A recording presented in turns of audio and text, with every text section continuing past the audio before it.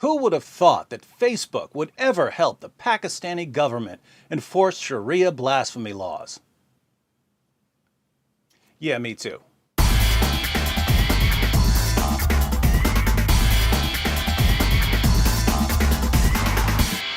Muhammad ordered his followers to brutally murder people for criticizing him.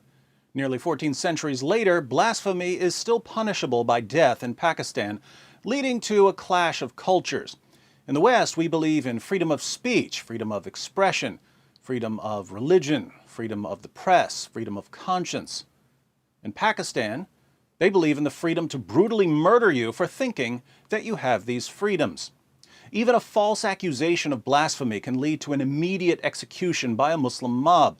They will beat you to death and parade your body through the streets if they even think that you've done what I do on a daily basis, namely criticize Muhammad and the Quran.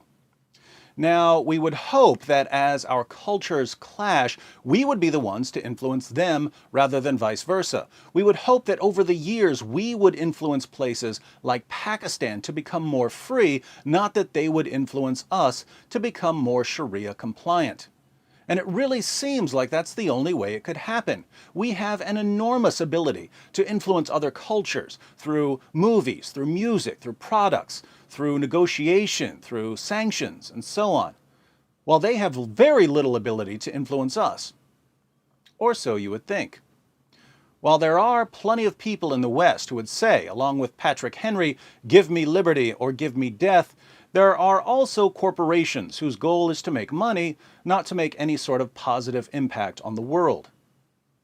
Take Facebook, the online Sharia police for the Pakistani government.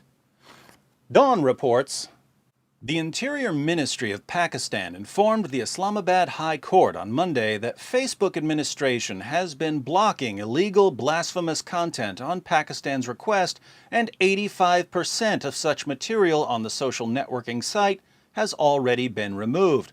Pakistani officials complained to Facebook about blasphemous content, and as of this report, Facebook had already removed 85% of said content. Interior Secretary Arif Khan said in his report that Facebook had responded to their letter and showed its willingness to remove content deemed blasphemous. Facebook is totally on board. He said the federal government has taken ambassadors of 27 Muslim countries on board in connection with the issue. Furthermore, 3 arrests have been made during the course of the online blasphemy probe, out of which 2 people were directly involved in posting blasphemous content, he stated. Law enforcers have also found blasphemous content from the suspects' laptops and mobile devices. A joint interrogation team has been constituted to probe into the matter, he added. When asked why the ambassador of the country from where the offense originated was not summoned, the Interior Secretary responded, "Our embassy in Washington has also taken up the matter with the U.S. government." The Pakistani ambassador was taking up the matter of blasphemous content on Facebook with the U.S. government. He said banning Facebook is not the solution of the problem. If blasphemous material on Facebook is the problem, why isn't banning Facebook the solution? Because Pakistani leaders are convinced that Facebook can help them track down and extradite blasphemers. The BBC reports, earlier this week, Pakistani Prime Minister Nawaz Sharif voiced his support for a wide-ranging crackdown on blasphemous content on social media. In a statement on his party's official Twitter account, he described blasphemy as an unpardonable offense. It's okay to offend us on Twitter, but not them. Then on Thursday, Interior Minister Chaudhry Nisar reasserted Pakistan's determination to tackle the issue, saying he would take any steps necessary to make sure Pakistan's message got across. He said that he had asked officials to liaise with the FBI in the U.S. and with social media platforms on a daily basis. Notice, they're going to the FBI and to Facebook on a daily basis to deal with online blasphemy.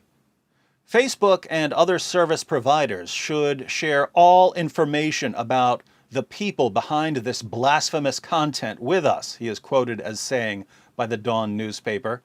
There has been little official description of what blasphemous content has been found online so far, but in the past, blasphemy accusations have ranged from depictions of the Prophet Muhammad to critiques, can't have critiques, and inappropriate references to the Quran. CNBC adds, under Pakistani law, anyone suspected of blasphemy can be prosecuted and potentially sentenced to death. According to Reuters, Interior Ministry Chaudhry Nisar Ali Khan said Thursday that an official in Pakistan's Washington embassy had approached the two social media companies, Facebook and Twitter, in an effort to identify Pakistanis, either within the country or abroad, who recently shared material deemed offensive to Islam. Authorities in Pakistan have already identified 11 people suspected of blasphemy and would seek the extradition of anyone living abroad. Facebook said it reviews all government requests carefully, with the goal of protecting the privacy and rights of our users. The rights of their users, however, apparently don't include the right to blaspheme in Pakistan. We disclose information about accounts solely in accordance with our terms of service and applicable law. Applicable where? In Pakistan? A mutual legal assistance treaty or other formal request may be required for international requests, and we include these in our government requests report, it said in a statement. Now, why would Pakistani leaders think that Facebook is going to help them track down blasphemers for extradition, trial, and execution? Because Facebook immediately caved on removing blasphemous content, and if we know anything about Muslim leaders, it's that if you give them a Sharia inch, they'll want a Sharia mile. And a Sharia mile is a mile-long pile of dead bodies. We can't have any part of the process of executing people for blasphemy, which means that we can't budge when Pakistan makes demands. When a Pakistani ambassador shows up and says, "We want you to remove blasphemous material from the internet," the correct response is, "Oh, you don't like what's on the internet? Well then, you have my full permission to cry me a river." Anything they demand, cry me a river. We want the names and addresses of blasphemers so we can extradite them.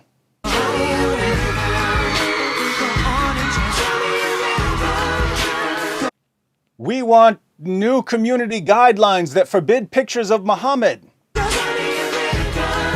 We want David Wood's YouTube channel shut down before it leads the entire country out of Islam.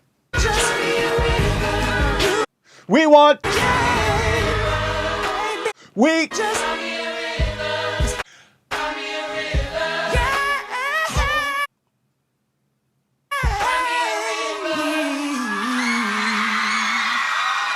And that's how you deal with demands for Sharia. It may not win you any friends in the Pakistani government, but it will teach them a valuable lesson and save a lot of lives in the long run.